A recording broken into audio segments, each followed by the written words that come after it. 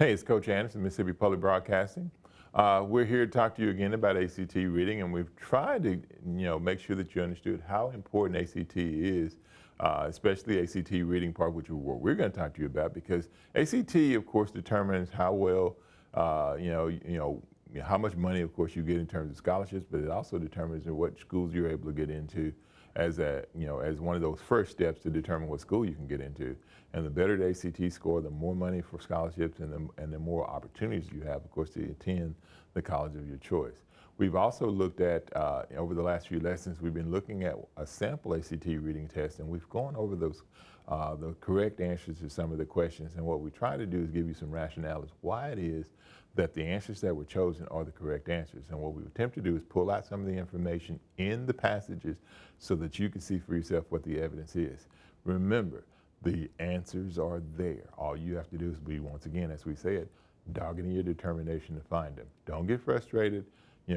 Adopt your strategy, of course, that looks a little bit like ours, or use our strategy. But what we want you to do is have a strategy. And what we try to do is give you a means to create a strategy that can be effective for you. So with that, what we're going to do is we're going to pick up going through questions number 26 and 30 and see if we can give you an explanation of why it is that those particular questions answers are the ones that you should have chosen. So we'll go ahead and begin by looking at the annotations for passage 3, and it's informational once again, just like the previous ones. And as I said, one of the things that I like to do when it comes to these informational passages like this, in this particular case, we're talking about Goyathale, or Geronimo, the person that we talked about in the previous lesson. And remember, that pro tip that I gave you, if you have difficulty going through and reading and saying the word Goyathale, 20 times or whatever, call him Geronimo or call him George or whatever name, of course, that you feel comfortable with, because what we want you to do, of course, is to identify what the main ideas and supporting details and the culminating conclusion is. So if you could do those things, you'll be in good shape. So let's jump in. What questions need to be answered? Now, we told you, we went through, of course, and answered those questions, what our thesis is, what are the supporting details, and we answered those questions. And if you want to go through and look at them and see how we answer them, feel free to do so, but we're not going to go over those specifically. What we're going to do is jump into the questions, and that's where we're going to begin with question 26. The author most strongly suggests that one reason commercial photographers began to photograph Native American communities was that commercial photographers were F, instructed to do so by the government, devoted to creating educational resources by Native American communities, committed to overcoming their perceived ideas of the West, influenced to do so by photographers who had joined government expeditions in the West. Well, if I was trying to find out, what the reason for it, the first thing I do is find commercial photographers. And when I jumped into it, I was able to pull out where it's talking about commercial photographers. Photographers were also accompanied by government expeditions to the West, where they documented traditional cultures, leading the way for tourists and commercial photographers who followed. In other words, tourists and the commercial photographers followed the photographers that had went there on government expeditions. So the best answer is J, influenced to do so by photographers who had joined government expeditions to the West. The reason why they came is because other people had come and then they came to see this glamorized version and created this glamorized version of what the West was like. Sometimes the answer is just the answer. Don't make it more complex than it really is. 27. In the passage, the author notes that a strange aspect of the photo of Goyathale, Geronimo, George, whoever you want to call him, with a rifle is that the photo was taken, A, by an unknown photographer when Goyathale was a prisoner of war, with Goyathale's permission by U.S. government or photographer. Well, first thing I'm going to do is I'm going to go through and find out what he's talking about Goyathale, of course, and a rifle. And I remember reading that based on the other questions that we had earlier. And it says, to the late 19th century Americans, Geronimo was a dangerous enemy, yet the same time a curiosity and a romantic symbol of the Wild West. This photograph personifies the renegade image, but strangely, it was taken about 2 or 3 years after he was surrendered and he was a prisoner of war. Sometimes the answer is just what the answer is. And the answer is when Goyathale was a prisoner of war. And the rationale very simply is this. It tells you that the strange part of that particular photograph is he looks menacing. He looks, bloodthirsty. He has a rifle, and the sad fact of the matter was the rifle probably wasn't loaded, and he was a prisoner of war at the time it was taken on the reservation. 28. Question 28. The author directly refers to which of the following aspects of Goathales in a garden as being ironic. Okay, Goathale was not a gardener, but instead was in the midst of trying to stop the U.S. government's attack on his people. Goathale people had long practice for farming, but the photo seems to suggest that he had learned farming from others.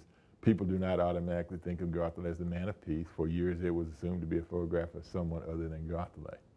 Well, when we go through and we do our research and what we find, it says a few years later, Goathale was photographed again, this time in a more pastoral pose and place, holding a melon in a garden with his wife and three of their children. What was the meaning behind this photo? Did people of the time see it as a simple family photo? Did it personify the government's policy toward enemies?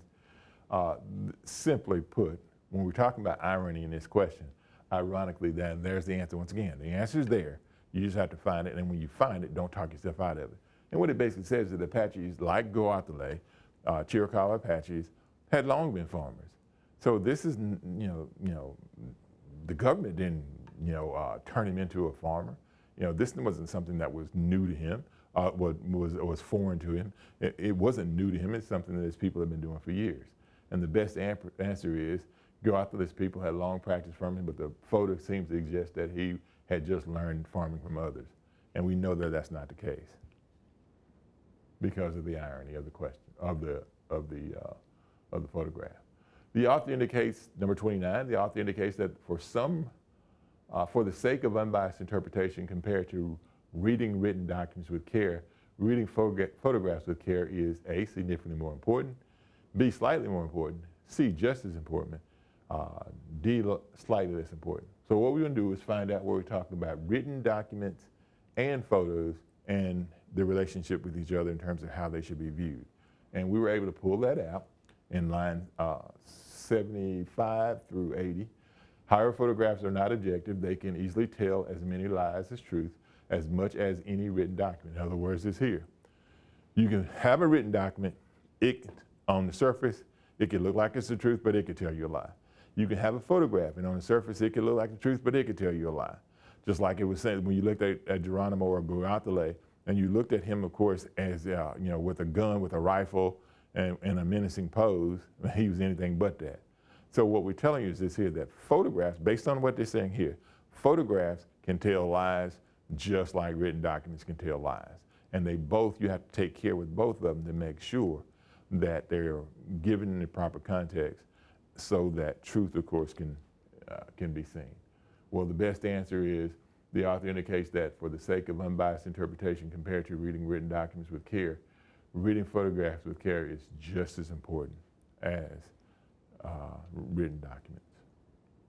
30, in line 86, the word framed is used figuratively to describe F, the way background research can support the proper viewing of a photograph, A, common means of preserving a photograph, a technique in which a photograph is displayed with factual information surrounding it, the manner in which the photographs of Goathale are displayed in museums. Well, let's look at line 86, see what we think.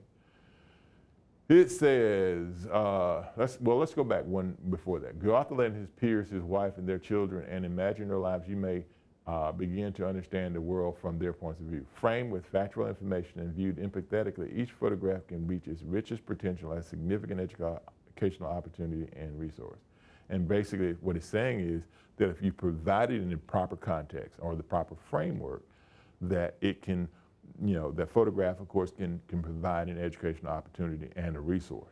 So when we look at that way, the best answer is, it says, the way background research can support the proper viewing of a photograph. In other words, in order to look at and understand the importance of the photograph, we have to do some research, and we have to have, we have to have some context in which the photograph, of course, is created. So the best answer, framed in this context, refers to how photographs should be presented with factual information and historical context surrounding them. So what that does, of course, is it gives us the questions that we have for number 26 through 30. And what it does, of course, is We try to give you some explanations in terms of why it is that the correct answers are the correct answers. And if you didn't do as well as you think you should have done, once again, we keep telling you at the end of each one of these lessons is go through, of course, and make some adjustments. You know, I'm an old coach, and one of the things that I learned as a young coach many years ago, if something ain't working, then you go back, you look at the film, or you look at what you did, and of course you try to figure it out and try to adjust so that you can get better. And remember, just practice. Continue to practice your strategy. You know, make sure that you try to hone your strategy and make sure that it works for you. And the more comfortable you are doing it, the better you're going to do on ACT reading. Because remember, we keep telling you how important it is. A whole lot of money's out there with scholarships, and you can get your part of it if you do well on ACT. And you can get into whatever university you can. And once again, if you do that, your parents will love you, and you'll be their favorite child. Because once again, what you've done, of course, is save them thousands and thousands of dollars on your education. So with that, this is Coach Anderson from Mississippi Public Broadcasting Online, and we'll see you next time.